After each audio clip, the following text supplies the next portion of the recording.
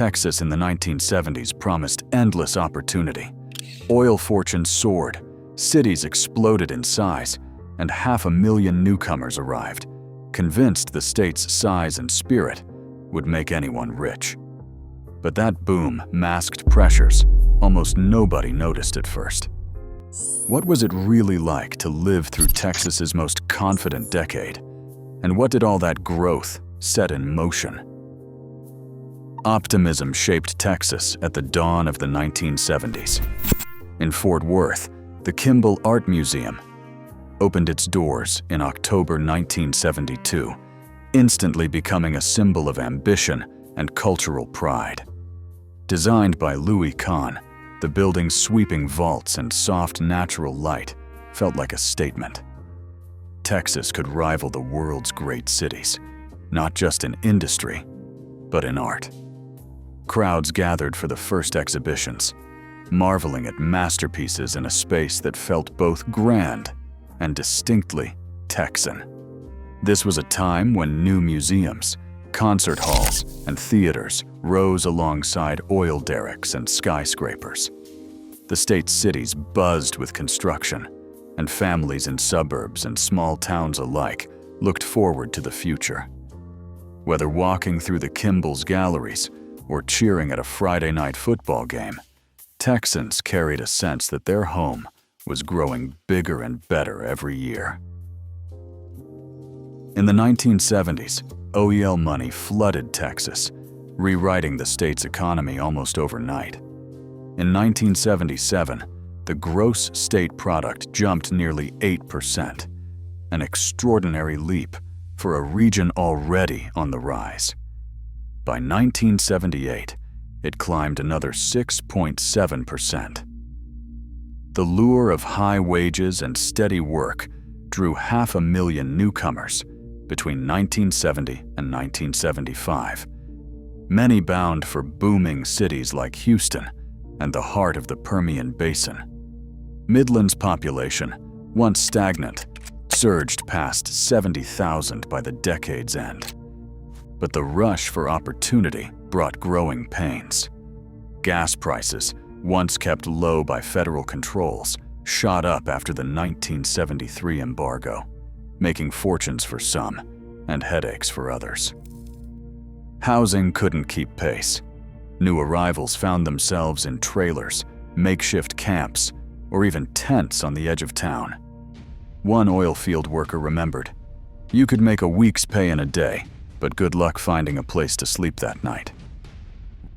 Rows of new houses stretched across the prairie, each with a patch of green lawn and a driveway wide enough for 2 cars. In places like the Woodlands, founded in 1974 north of Houston, families unpacked moving boxes and settled into freshly built homes, drawn by the promise of space and stability. The sound of engines was constant. Station wagons, pickups, and sedans lined the curbs, ready for long commutes to oil offices, refineries, or downtown towers. For many, the car was more than transportation. It was freedom, a way to claim a piece of the Texas dream. Morning traffic filled the highways as parents drove to work and kids piled into back seats for the ride to sprawling new schools. After hours, diners on the edge of town buzzed with neighbors swapping stories over coffee and pie. The rhythm of daily life revolved around the home and the open road, tying together new arrivals and longtime Texans in routines shaped by growth and possibility. Friday nights in small-town Texas belonged to football. By sundown, stadium lights flickered on across the state, drawing entire communities to the bleachers. For players and coaches, the game was more than a contest. It was a weekly ritual that united generations. A coach in Odessa might recall the sound of cowbells and marching bands, the whole town pressing close as the Panthers took the field. In places where oil rigs dotted the horizon, booster clubs raised money for new uniforms, and local businesses painted team colors on their storefronts. The pride did not end with the final whistle. Win or lose, The team story filled coffee shops and barbershops all week long. South of downtown Houston, another kind of pride was taking root. The Johnson Space Center, built in the 1960s, remained a steady employer through the decade. Engineers and technicians who helped guide Apollo missions now focused on Skylab and the early planning for the space shuttle. Families in Clear Lake and Nassau Bay felt a quiet confidence. While oil boomed and busted, the work at the Johnson Space Center kept paychecks steady and gave the region a sense of purpose beyond the oil fields. In Texas, confidence came not just from what was pulled from the ground, but from what people could build together on the field and in the stars. Highways around Houston and Dallas clogged with cars as suburbs pushed farther into open land.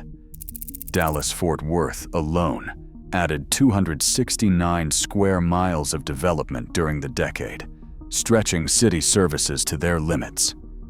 In Houston, a lack of zoning meant neighborhoods and industry often collided.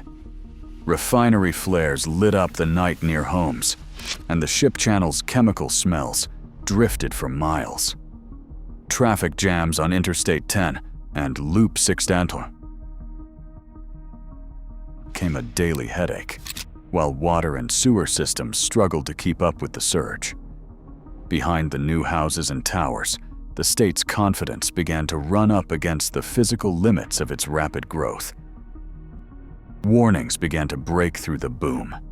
In Austin, the Sharpstown scandal swept away old political powers, and it left Texans questioning who really ran the state.